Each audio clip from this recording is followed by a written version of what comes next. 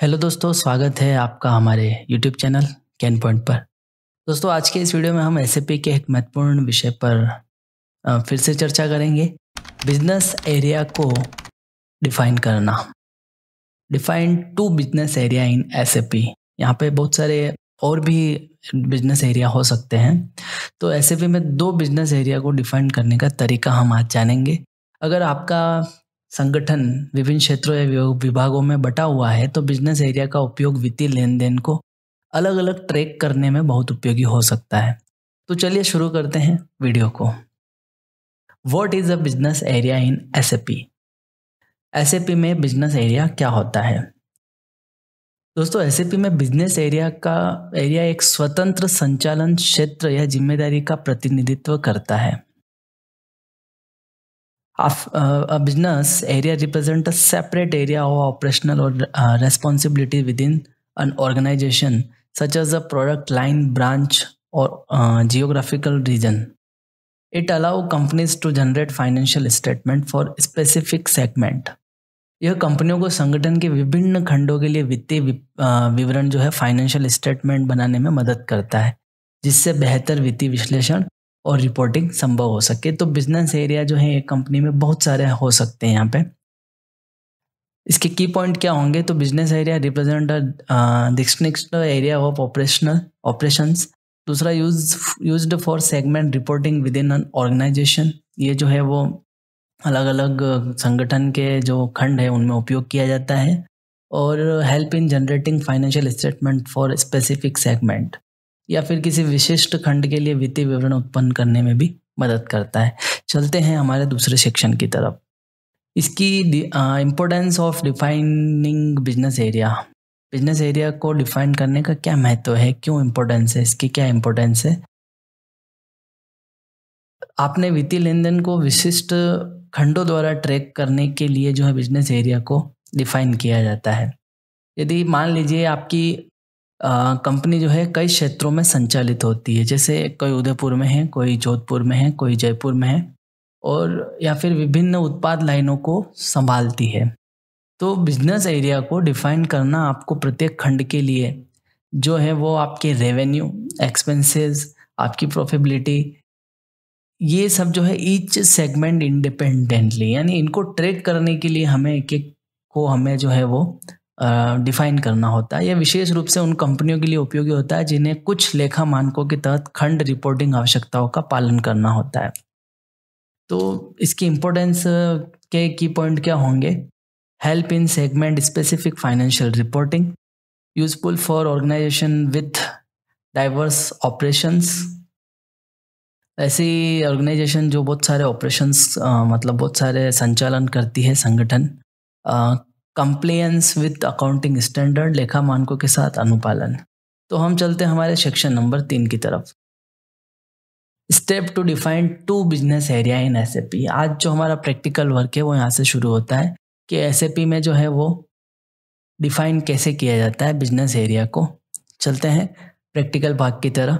सबसे पहले हमें जाना है वही SPRO, एसएपी रेफरेंस IMG।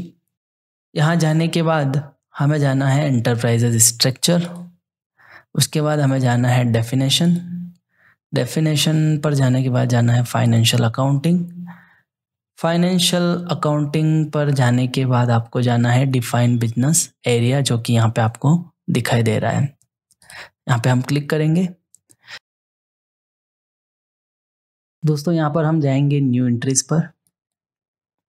यहाँ पर हम बिजनेस एरिया डालेंगे, बिजनेस एरिया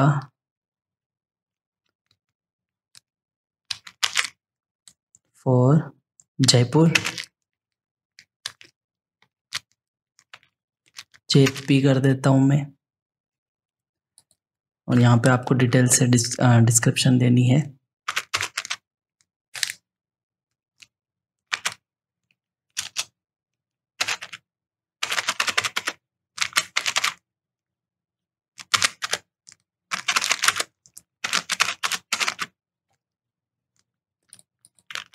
इस कंपनी का जो हमारा टिक कोड था वो था KP01।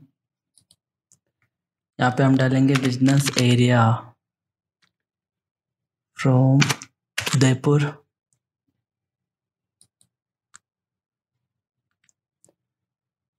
उदयपुर को हम UD कर देते हैं, business area for Udaipur KP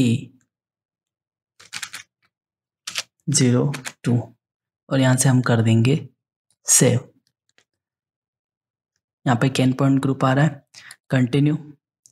दोस्तों ये हमारा बिजनेस एरिया जो है वो डिफाइन हो चुका है। आप इसको चेक भी कर सकते हैं यहाँ से आपका टिकॉट्स डाल के KP 01 का। तो देखिए ये KP 01 का जो है वो आ चुका है, KP 02 का भी आ चुका है, दोनों ही यहाँ पे आपको दिखाई दे रहे होंगे।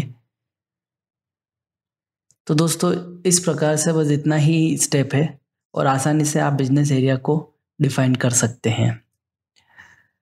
तो दोस्तों आपको बस इसमें ये ध्यान रखना है, जो इसमें मिस्टेक करते हैं वो यही है कि आप जो है वो जो भी स्टेप कर रहे हैं उनको बार बार देखें और बार बार उनको दोहराएं, प्रैक्टिस करते रहिए ताकि आप जो है वो सही तरीके से सीख जाए। तो अच्छे से इन स्टेप को जो आप फॉलो करके कंपनी आप बिजनेस एरिया के कोड और विवरण आपकी कंपनी की संरचना को सटीक रूप से दर्शाएंगे। तो इन स्टेप को आप अपना अगर आप संभावित समस्याओं से बच सकते हैं और यह सुनिश्चित कर सकते हैं कि आपका बिजनेस एरिया सेटअप प्रभावी और सटीक हो चुका है। तो दोस्तों यह था आज का वीडियो, जिसमें हमने जाना कि SAP में बिजनेस एरिया को जो है वो कैसे डिफाइन किया जाता है। मुझे उम्मीद है कि ये ट्यूटोरियल आपके लिए, ये वीडियो जो है आपके लिए उपयोगी रहा होगा। और अगर आपको ये वीडियो पसंद आया हो तो कृपया इसे लाइक करें, शेयर करें। चैनल को अभी तक अगर आपने सब्सक्राइब नहीं किया है तो इस चैनल को सब्सक्राइब करें ताकि आपको SAP ट्यूटोरियल्स जो हैं SAP के जो वीडियो है वो आपको देखने को मिले। अगर आपके पास कोई सवाल है, कोई टॉपिक है जिससे आप चाहते हैं कि हम कवर करें तो कृपया नीचे कमेंट में बताएं। धन्यवाद।